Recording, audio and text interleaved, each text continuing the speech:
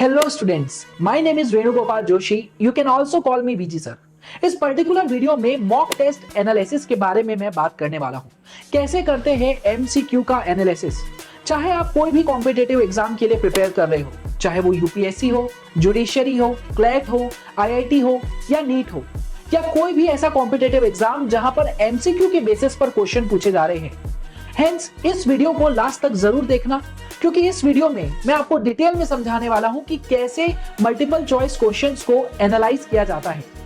बहुत सारे टीचर कहते हैं कि solve as many MCQ as possible, लेकिन क्या सिर्फ क्वेश्चंस को ज्यादा से ज्यादा सॉल्व करने से बात बन जाएगी? जी नहीं, आपको क्वेश्चंस को तो सॉल्व करना ही करना है, लेकिन जो क्वेश्चन सही हो चुके हैं या गलत तरीके से सही हुए हैं या गलत हुए हैं, ये सारे क्वेश्चंस को आपको डीपली एनालाइज करना होगा। और इस वीडियो में हम डीप एनालिसिस करने वाले हैं सारी क्वेश्चंस का। इस पर्टिकुलर फ्लो चार्ट को आपको बहुत ही ज्यादा ध्यान से समझना है, क्योंकि इसी के बेसिस पे हर एक क्वेश्चन को आपको एनालाइज करना है। मान लेते हैं कि आपने एक एमसीक्यू को अटेम्प्ट किया, तो दो पॉसिबिलिटी हो सकती है, या तो वो एमसीक्यू करेक्ट होगा या तो वो पर्टिकुलर एमसीक्यू इनकरेक्ट होगा। मान लेते हैं कि आपका एमसीक्यू करेक्ट था, तो उसमें भी आपको ये चेक करना है कि क्या आप 100% कॉन्फिडेंट थे कि नहीं, ये एमसीक्यू तो मेरा 100% राइट होने वाला है। अगर ऐसा है कि आप 100% कॉन्फिडेंस थे, प्लस आपको उस पर्टिकुलर एमसीक्यू में कोई भी कंफ्यूजन नहीं था, तब तो कोई प्रॉब्लम नहीं है। वो पर्टिकुलर क्वेश्चन को आप हक से राइट मान सकते हैं और उसको आप राइट कंसीडर कर सकते हैं। लेकिन अगर ऐसा नहीं था, तो उस केस में जो आपका एमसीक्यू राइट हुआ था, मे बी आपने एलिमिनेशन मेथड को यूज किया हो, मे बी आपने आपके फर्स्ट इंस्टिंक्ट पे भरोसा किया हो, या आपने सिंपली तुक्का मारा हो।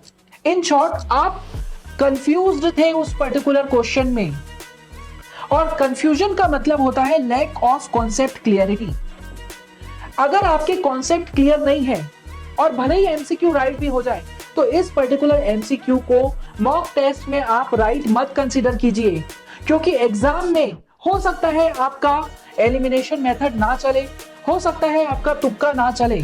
तो उस पर्टिकुलर केस में आपको यह मानना है कि आपके जो कॉन्सेप्ट थे वो क्लियर नहीं थे, और उस पर्टिकुलर क्वेश्चन से रिलेटेड जो कॉन्सेप्ट है उसे आपको तुरंत रीरीड करना है, फिर से गो थ्रू करना है उस पर्टिकुलर कॉन्सेप्ट को, और उसके बाद उस एमसीक्यू को सॉल्व करने की कोशिश करना है। जब आप सॉल्व करने बैठेंगे तो हो सकता है कि कॉन्सेप्ट देखने के बाद वो एमसीक्यू अब फुल क्लैरिटी के साथ आप सॉल्व कर पाए, या हो सकता है उसके बाद भी आपको उस एमसीक्यू का आंसर नहीं समझ आ रहा होगा। अगर उस एमसीक्यू का आंसर नहीं समझ आ रहा है, तो उस पर्टिकुलर कॉन्सेप्ट पे तुरंत के तुरंत एक यूट्यूब का वीडियो देख लीजिए, उसके बाद एमसीक्यू को सॉल्व कीजिए। अगर फिर भी नहीं आ पा रहा है उसका आंसर, तो उस केस पे आप आपके टीचर से हेल्प ले सकते हैं कि सर मेरे को ये पर्टिकुलर कॉन्सेप्ट क्लियर करके दीजिए। अदरवाइज आप बहुत बड़ा एक रिस्क ले रहे हैं, क्योंकि lack of concept clarity examination में आप अफोर्ड नहीं कर सकते। ओके, तो करेक्टनेस की बात तो मैंने कर ली। अब आते हैं हम इनकरेक्ट। मान लो आपने एमसीक्यू जो अटेम्प्ट किया था वो इनकरेक्ट होता है, तो इनकरेक्ट होने का भी क्या रीजन था, इसे आपको समझना होगा। क्या आपने उस पर्टिकुलर पोर्शन को प्रिपेयर नहीं किया था, इस वजह से वो इनकरेक्ट हुआ है? तो सिंपली प्रिपेयर करके ट्राई कीजिए उस आंसर को, और उसके बाद ये वाले फ्लो चार्ट को फिर से अप्लाई कीजिए। अब हो सकता है कि आपने प्रिपेयर तो किया था, लेकिन आप पेपर में टाइमिंग के कारण या कॉन्सेप्ट क्लियरिटी के कारण सॉल्व नहीं कर पाए उस क्वेश्चन को उस समय पर, तो अगेन आपको ये फ्लो चार्ट को काम करना है। और तीसरा और सबसे ज्यादा इंपॉर्टेंट रीजन है मिस्टेक। आपको कॉन्सेप्ट आता था, फिर भी आपने जल्दबाजी में जो सर्कल भरते हैं ओएमआर शीट में वो गलत भर दिया, या आप कोई पर्टिकुलर वर्ड है नॉट या क्वेश्चन को गलत इंटरप्रेट कर लिया, या इस तरीके की कोई भी मिस्टेक हो गई। मतलब आपको कॉन्सेप्ट तो बहुत अच्छे से आता था, लेकिन ये सिली मिस्टेक के कारण आपका क्वेश्चन गलत हुआ। तो इस बात को बहुत ही ज्यादा सीरियसली लेना है और नोट करना है कि कितने परसेंट क्वेश्चन आपके सिली मिस्टेक के कारण गड़बड़ हो रहे हैं। बहुत बार लोग ये पर्टिकुलर क्वेश्चन को छोड़ देते हैं, जिसका खामियाजा उन्हें मेन एग्जाम में भरना पड़ता है। आपको एटलीस्ट नॉलेज में आ जाना चाहिए कि हर एग्जाम में अगर मैं 100 क्वेश्चन अटेम्प्ट कर रहा हूं, उसमें मेरे 10 क्वेश्चन गलत हो रहे हैं, तो उसमें से हो सकता है 2 क्वेश्चन मेरे सिली मिस्टेक के कारण गड़बड़ हो रहे हैं। तो इसे आपको कम से कम रखना है।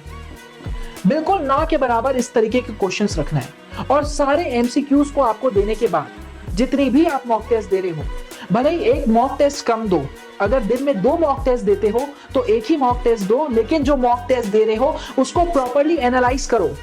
अदरवाइज आपको समझ ही नहीं आएगा कि मिस्टेक कहां हो रही है और आपको लगेगा कि मैं मॉक टेस्ट देते जा रहा हूं। No, this is not the way. अगर आपको रियल में कॉम्पिटिटिव एग्जाम पास करना है तो इस तरीके से आपको हर एक एमसीक्यू का डिटेल एनालिसिस करना होगा। और अगर आपको ये वीडियो पसंद आई तो एक लाइक जरूर करना और चैनल को जरूर सब्सक्राइब करना, बिकॉज इस तरीके की वीडियो मैं ज्यादा से ज्यादा लाने वाला हूं। स्टडी से रिलेटेड, कॉन्सेप्ट से रिलेटेड, कैसे आप अपनी स्टडीज को एस कर सकते हो, ये सारी चीजों को मैं बताने वाला हूं।